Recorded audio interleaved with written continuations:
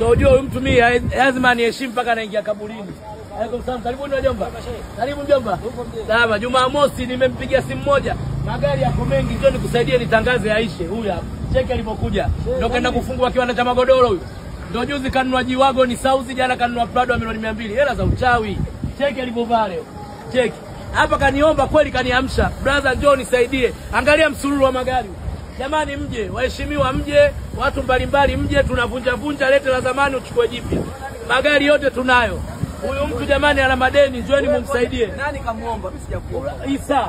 Simu yako hujapiga saa 12. Hujapiga saa 12 kana yeye ndio kwanza kapiga simu una hela kuku hapo ya msanii. Huyu ana akili kweli. Nyie unajua mimi nataka kumpigia hela kuku ya msanii huyu. Jamani, nyie mnajua. Nikiamka lazima niwe na mirungula mfukoni. Jamani mje, magari yamejaa, ana mikopo. Msanii laki yani akombe laki. Na ndo anakaa Tegeta huyu katoka site. Cheki. Unaharakisha biashara bado. Msanii huwezi wale. Unamuona roho inamuuma sasa kuona msanii ana trendi. Msanii tumetoa shooting yetu kali. Hajatoa hata sentano. Katoa hela ma video queen tu. Hela yenyewe amekuja kuichukua Masharafa na Juma Lokolo wameipitia. Ana njaa sasa utajiri kizaazaa. Nimemwambiaje? Sasa hivi msanii utapiga naye picha kwa milioni. Ndio amuoni tena msanii. Sasa hivi anakaa ndani. Sasa hivi anakula maepo tu. Leo kaniagiza Mbilimbi. Ndio hapa nimekuja kumwambia lete hela Mbilimbi ya msanii. Kanuna huyo. Mbilimbi mpaka upate Kigamboni.